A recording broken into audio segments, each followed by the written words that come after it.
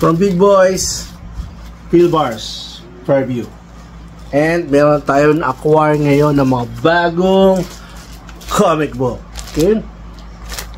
Let's go!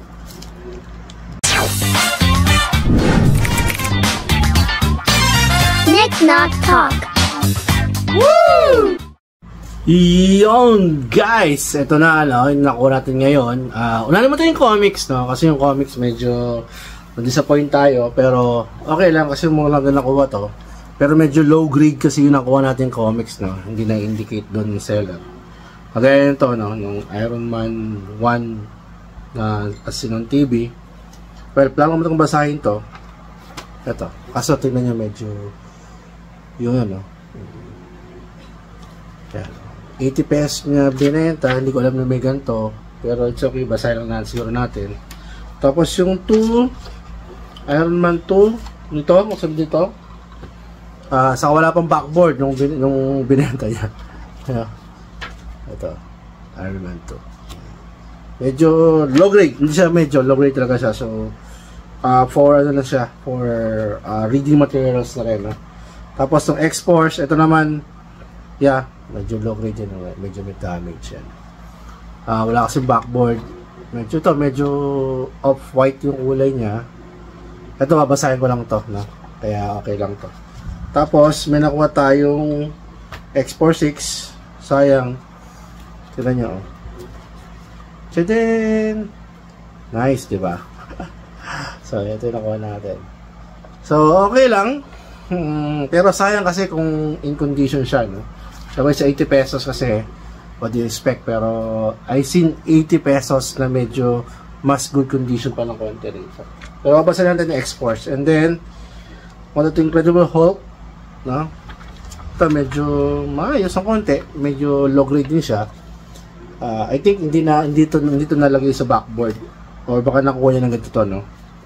Okay. Tapos, ito rin isa.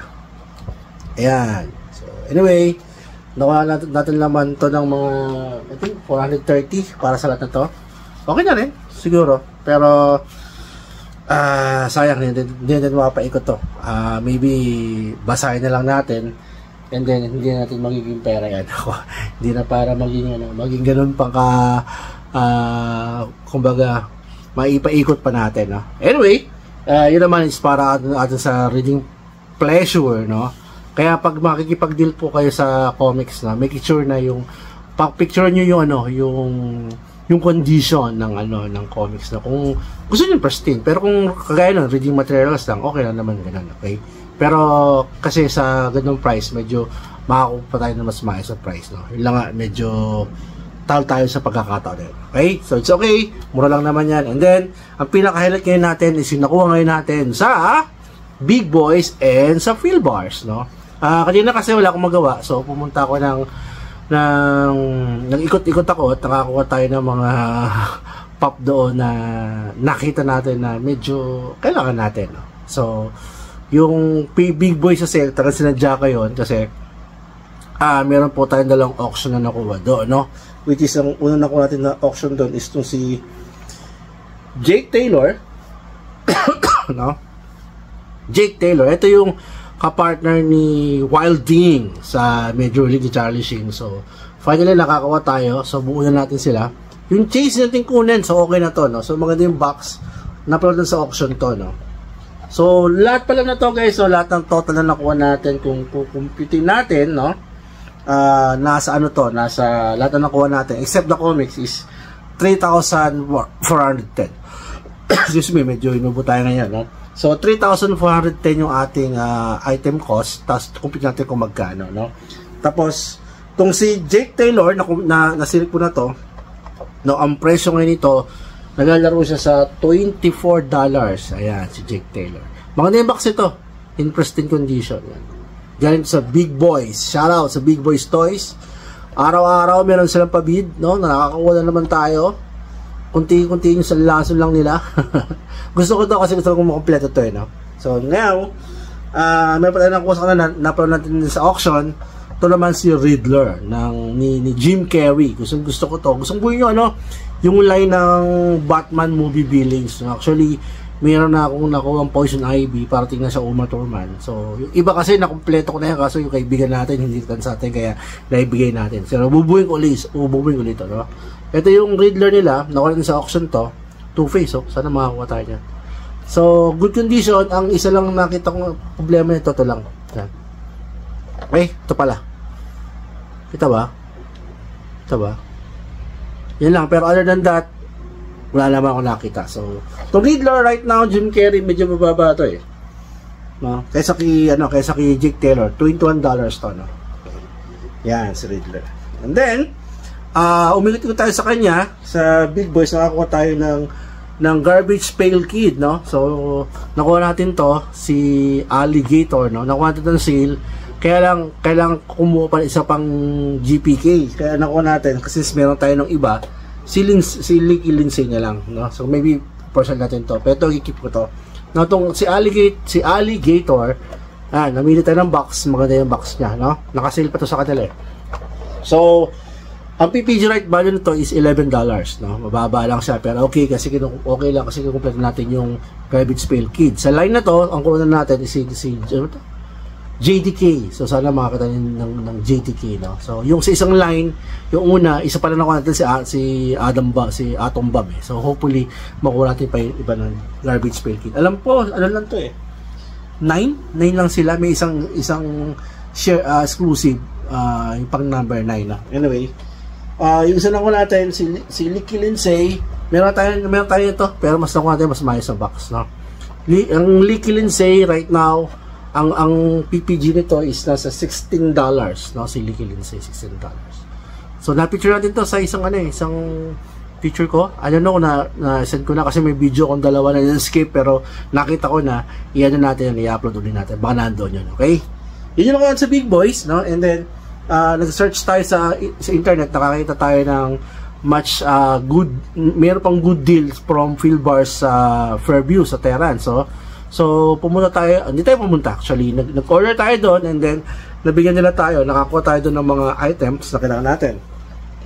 Unang nakuha ko doon is, nakita ko itong Ripley on Spacesuit. Ayan, actually nakita ko yung Penguin kaso naunahan na ako, no? Itong Ripley Spacesuit na to, bihira ko makakita na ito sa Alien eh. Kaya lang itong box na ito hindi ganun kaganda kung papasin nyo yan, no? Pakita nyo ba, medyo parang pagano'n siya. I don't know kung damage yun, parang pag ganoon. Tapos ang pinaka damage na nakita ko rito, ito lang, may malaking crease dito. Pero other than that, this is Good Pop 2019, no? At maganda yung ano niya, yung uniform niya, yung naka spacesuit niya siya. So sa mga alien fans, no, parang Rex, baka wala ka pa, let me know, no? Meron tayo itong nakuha Ripley. Si Ripley right now, ano rin siya ngayon ng hindi ko pa nakukuha yung PPG nito, no? So, kunin natin. So, live natin kunin. Yung PPG price ni Ripley. Ano to? 2019 pa to. Medyo 4 years na. Medyo matagal na. I think baka may price na ito kahit paano, no? Ito yung role ni Sigourney Weaver ba? Correct me if I'm wrong, ha? Doon sa actress kasi medyo hindi tayo familiar sa mga pangalan ng mga actor and actress na gumaganap sa mga movies. Anyway, si Ripley is around $19 right now, no? Sure tayong gigin dito kasi medyo maganda yung mga price na nakuha natin. Ito still.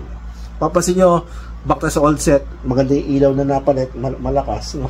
Kaya okay na okay. Tapos, nakita ko rin, merong siyempre, si Wild Thing, kung meron tayong Jake Taylor, set na sila, meron tayong si Wild Thing, so Ricky Vogue, no? Major League, isa sa mga favorite sports movie ko to, no? So, ang box niya maganda, it is from Philbars also, na wala siyang ganong damage. Hindi kagaya ng Ripley, medyo, pero okay lang, understandable naman kasi sinail naman nila, kaya siguro ganun, no? So, si Ricky Wild Thing Vogue, no? Von yata to, no? Ang current PPG price niya, let's take a look. Shoot. Si Vince Vogue Wild Thing, yung case niya may glasses, pero ito yung regular niya. Tingnan natin magkano. Mababa lang to eh. Okay. Main or regular is $16. Bumaba siya. $16. si Ricky Wilding. Tingnan to, pagkatabihin mo to. So, ganda, nakakuha tayo ng set, no?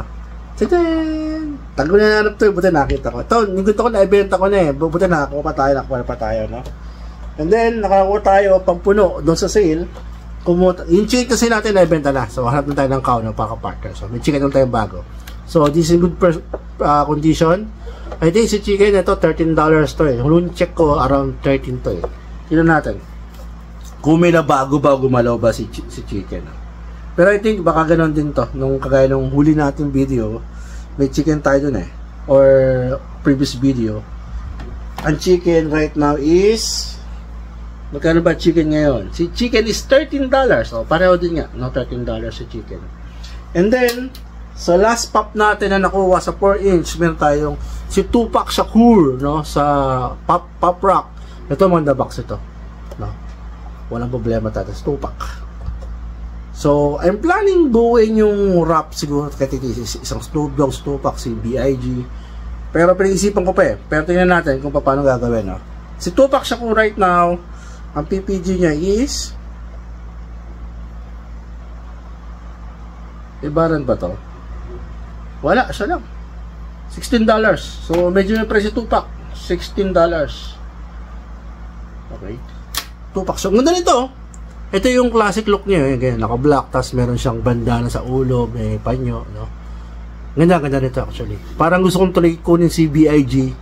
saka si Snoop Dogg. No? So, yung mga parang gusto kong mag-rapper na mga rock. No? Anyway, ito ganito.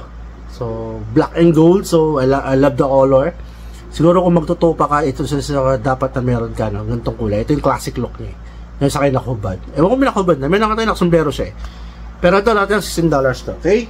And then, finally, yung huli natin nakuha sa wheel bars din, sa hindi umabot doon sa isang 10-inch eh. Pero ito nakuha natin. Medyo bad box lang to. Sira lang to lang actually. No? Pero, ito Encounter, Own, and Door. Si CP3, oh. CP3O saka yung isa sa mga Ewoks, no? Yan. Pero ito, hindi natin to kasi meron nang nagpabili sa atin ito. So, yan. So yung box niya, usually sa mga large, talagang merong ganyang mga damages. Pero other than that, wala akong nakikita ibang damage sa kanya. So ang PPG nito, right now, maganda naman collect ng ganito eh, mga movie moments, no? Kaya lang parang hindi ko pa sa ganun makahiligan eh. Gusto ko yung ride sa mga hayop eh. Gano to? Okay, mababa lang to yun. Siguro mga wala pa tong ano, $16 o $20. O tamo $13 lang ang baba. So $13 lang si movie moments, no? Ito, si Endeavor is sa Endeavor. Si Encounter with Endor is $13 lang. Mura, no? Pero SRP niya mahal, no? Pero hindi naman yan nakuha yan. So siyempre mas mababa lang konti. Okay? Yun yung mga nakuha natin, no, from Big Boys and Field Bars at yung comics na low grade, no. And then value check po tayo para sa mga nakuha natin, no. So again, ang item cost natin dito, nagastos natin is 3,410 kasama na yung shipping ng mga items, no, kung pa-ship tayo. And then sorry, medyo na-burp ako, no. Yung item value naman natin, nung chinek natin yung value nila ngayon sa PPG, is umabot ng 8,642. Converted sa pesos po yun. So, kung makikita nyo, of course, gain pa rin tayo ng 5,232 pesos. No? Kaya, kahit low grade ng ating comics, no, nagbayad tayo ng 400 something doon, still, panalo pa rin tayo kasi 5,234 ang ating tinubo sa ating Funko Pop. Okay? So, yun po muna guys, no? Kung nagugustuhan nyo po ating ginagawa dito, please, paki-smash po yung subscribe button and idamay nyo na si notification bell para pag meron tayong mga bagong videos, ma-notify po kagad kayo. Okay? So, again guys, this is Nick Nok Talk. Maraming salamat po sa panonood. Keep it safe and happy hunting to all. Bye!